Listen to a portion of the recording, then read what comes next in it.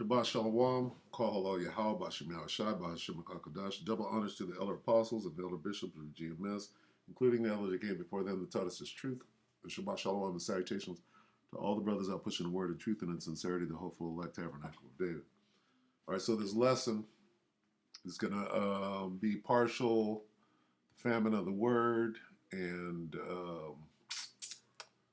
be ye even as pilgrims, because this devil, right,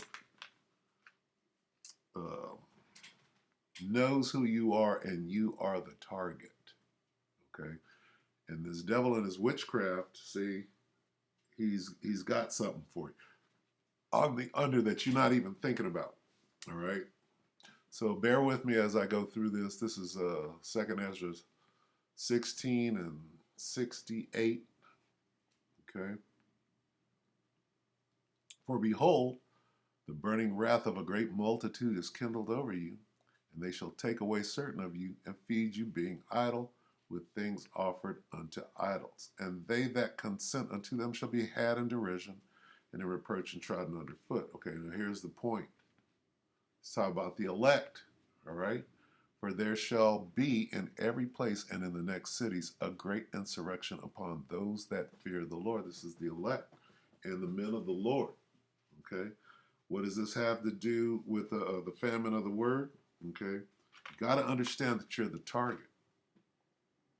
Okay, for they shall waste and take away their goods and cast them out of their houses. Then shall they be known who are my chosen, and they shall be tried as golden slot, as gold in the fire. All right.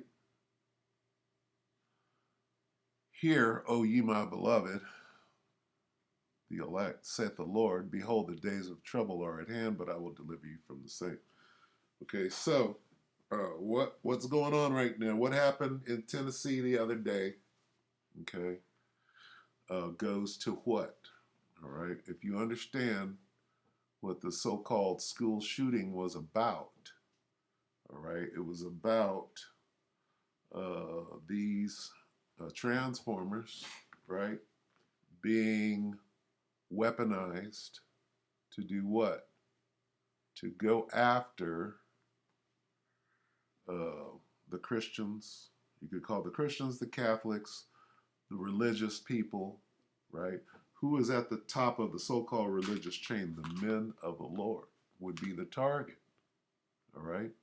And who did they weaponize? They weaponized these abominable, right?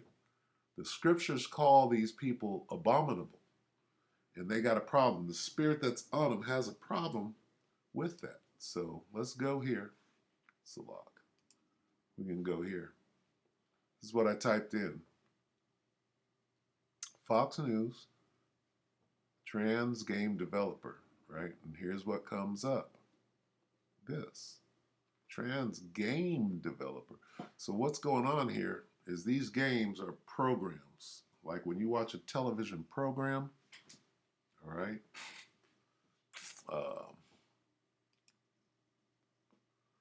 You program a robot, right? Now this is March 1st, 2023. When was the actual shooting? We'll figure that out, okay? Trans game developer launches first person shooter where players kill anti-trans villains, including priests. Who are the priests? The priests of Yahweh Bashim Yahushai. Priest Danyala, right? High priest, chief high priest Alazar, right? Including who? What are they programming these people to do to the priests? Where players delete. These people are being programmed through these games to do what? To delete the priests. Now, what is that at the highest level? It's the men of the Lord, right? Let's look into this. March 1st, 2023. This is days before the shooting, right? So, it says creator Sandra Cohen claimed making the bloody game helped heal her from trauma as a trans person, okay? Transgender video game developer recently launched a game where players can hunt down critics of uh, transformerism. Now, who would that be? Who are the critics of transformerism? Like anti-trans feminists and Catholic priests, and kill them in a bloody first-person shooter action. So this is a training program, okay, or a training what? Program called Turfenstein 3D. The game is based on the classic Nazi fighting game Wolfenstein 3D. Okay, so when you get this word, what were these people doing? They were killing Jews, right? Supposedly. Wolfenstein involved the main character, navigating Nazi bases and taking out the villainous occupants with a wide array of deadly weapons. Okay, and the fact that Turfenstein 3D is based on a Nazi shoot 'em up is no accident. Developer Sandra Moen, trans person, intended to equate her games villains to Wolfenstein's Nazi and allow the player the experience of eviscerating them on screen. So this is a training program, okay? A new video game titled Turfenstein allows players to delete critics of radical alphabet activism. You see this? Okay, now it just goes on to explain what the game is about. When you understand that these games are training programs, like for example, if you are good at flying jets in a jet type video game, right? Well, they have backdoors and all sorts of things. This video game was developed by the military so that they could come and recruit you, right, to fly these drones in combat situations and on down the line. This thing goes way back, right? So what is this? What is this about? This is about deleting the men of the Lord, letting you know that if they're sending out robots, right, they're making it okay with the school shooting. They're noising it abroad. They're showing you what they're doing, which is their MO. But who is the actual target? Who is the biggest proponent of what it says in the Bible? That would be the men of the Lord, right? And we all know that this guy Vocab Malone has a database full of videos of us doing what, right? Chanting down Babylon, chanting down Nineveh, chanting down Sodom and Gomorrah, right? So who would be their target? Okay, who's the real target for these people? All right, back to this. Okay, this is a program. When you program a computer, when you program a robot, when you program a Manchurian candidate, if you will, who is the target? Okay, it's telling you straight up. Perpetrator, intent, target. Okay, get it? Okay, so let's find out when the actual school shooting took place. This came out on the 1st, so they've been developing this program for a while. Let's see. Tennessee.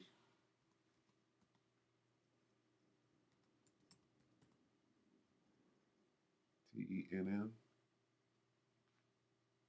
Should give it to me. School.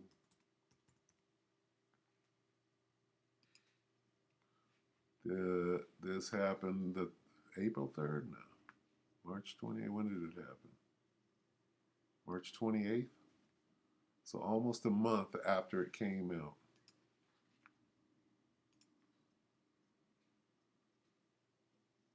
Just doing a little background checking here. Bear with me. Okay, so looking like the 28th. This 2-8 keeps coming up. School of Design. Okay, I could be wrong, but it's looking like the 28th. Let me go to Wikipedia. BBC. Okay, on March 27th. Okay, still in March. Okay, so are we sure that this is what's going on? All right, so let's get a precept real quick, because we know how these things work. You got to have clearance to put out a game, right? Who cleared that? Who gave it the stamp of approval, or who funded it, or whatever? Who created it, and they're blaming it on, whatever. We're looking for 2 Corinthians 2:11.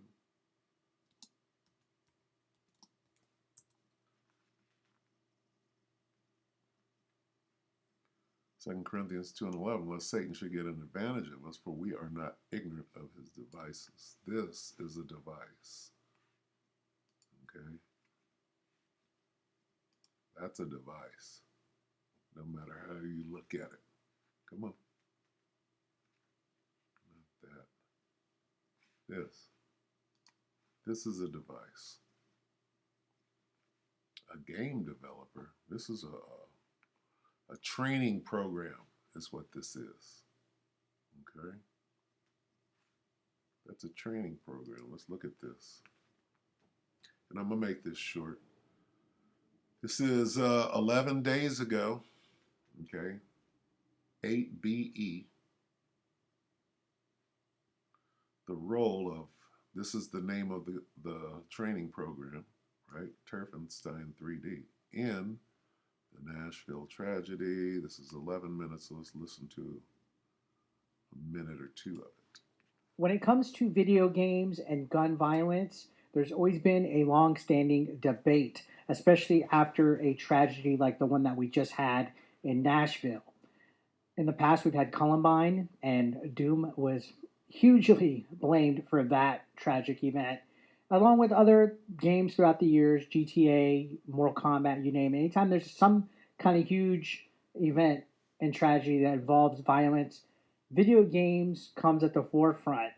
And in this situation, which happened in light of the tragic events that happened in Nashville earlier this week, which, let me get this right off the bat, I know there's going to be naysayers in the comments saying that I'm farming for clicks and views off of a tragedy.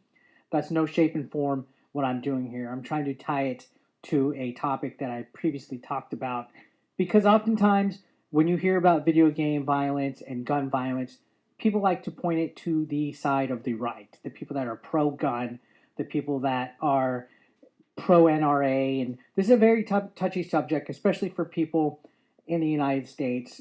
So much, that it actually causes divides in our political landscape. And I know there's going to be people in the comment section from other countries that are going to say they don't understand why it's such a big deal in the United States. I'm not going to touch so much on the political aspect of this, because at the end of the day, no matter which way you lean, left or right, there was innocent children that lost their lives in the wake of this situation. A while ago, I made a video about a game called Turfenstein 3D. Here's a thumbnail for it. And I called it the Woke Wolfenstein, because this game essentially is a Wolfenstein clone where you go and basically kill and shoot a whole bunch of, I guess, gender fascist people in a concentration camp. It's a very controversial game. And I made a video talking about it, showcasing the trailer and everything. And it's very similar to what you would have seen out of Wolfenstein. I'm so sorry for that pumping up. Let's go ahead and take a look at the trailer. So you can see in the trailer, you're shooting priests. You're shooting what looks like to be officers. Anybody that's labeled TERF, which is a trans exclusionary radical feminist. I believe Did you hear that? Trans exclusionary radical feminists. that's the terminology. Basically, it's people who are against trans people, and they're labeled as people that are against trans rights. And it's a very touchy subject. But look how chaotic and violent this game is towards people that. So, how does this equate to the famine of the word?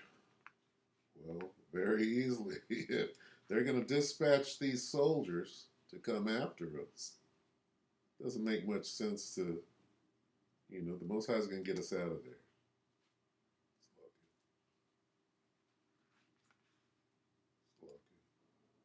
I guess are being labeled as anti-trans. And when you look at Nashville and what happened there with this person that was actually responsible for it, you got to think maybe they might have been influenced by this. I'm not, you know, saying they did. I'm not saying anything. This is all just speculation and just conversation. But when you think of video games and like Doom, it's a unrealistic setting. It takes place on Mars against demons. Yes, it's absolutely violent. It's absolutely insane with how much blood and destruction is in it. But when you look at Turfenstein 3D, it's a little bit more of a realistic setting. Yes, it's a fantasy type of environment because there's no such thing as gender fascist concentration camps. As a matter of fact, if you look at the uh, description of the game, you can see right here it says it's a first person shooter game with a retro style from the early 90s, considered a creative iteration mix of Wolfenstein 3D and Doom 1. You'll be progressing through 7 levels of increasing difficulty and complexity with a set of 6 classical weapons. The game offers a LGBTQ plus transgender and feminist themes of gender critical people and what a post war apocalyptic world would look if gender fascists won. In this dystopian world, fascists have killed and imprisoned all transgender and queer people, subjecting them to harsh conversion therapy, imprisonment, and death. You play as an escapee fleeing their detention center while you exact your revenge. The game brings to light the very real transphobic violence many transgender people face for just existing and draws a comparison between gender critics and Nazi Germany. Okay, we'll stop it right there. So, as you can see, if you understand how people are programmed, all right, well, why not a video game? All right. So let's get let's see, let's go here and let's type this in to a search. Let's see, trans and automatic weapons. Right. Let's get some images here. This. And they're holding. Look at this. Texas Monthly. So,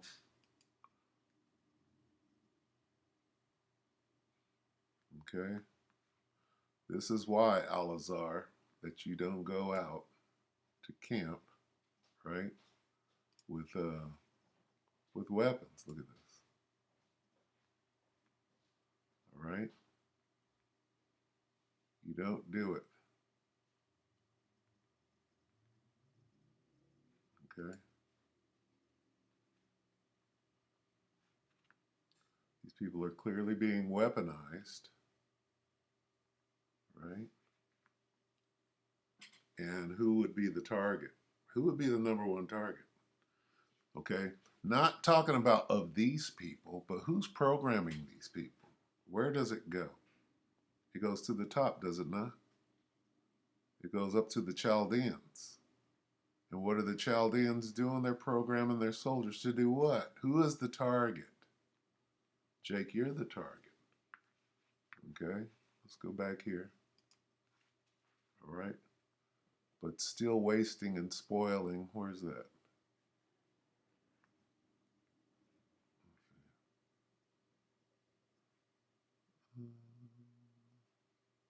this. Okay. Second Ezra 16, we'll close on this.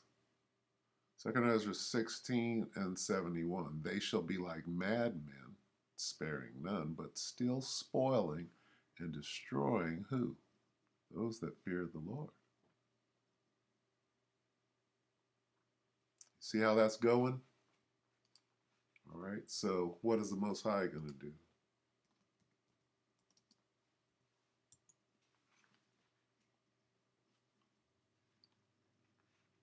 Behold, Amos 8 and 11, behold, the days come, saith the Lord, that I will send a famine in the land, not a famine of bread, nor thirst for water, but of hearing the words of the Lord.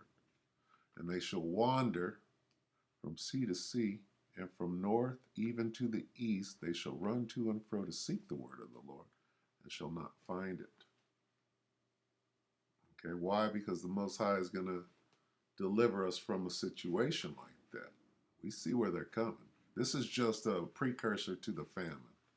All right. Between this and they got to shut down the internet, take down TikTok, and da da da da. So we see where it's going. All right. And I'm trying to keep this, right, as PG. I don't know what those uh, letters stand for. We don't, Babylon, right? We are in the land of confusion at this point, right? And it's crazy. It's crazy. This place must be destroyed. All right. Babylon is fallen, is fallen. So with that, we'll go ahead and close it up right there. We hope that the elect are edified. With the famine of the word is on the way. We hope that the elect will edify you brothers and few sisters with that. Shabbat shalom.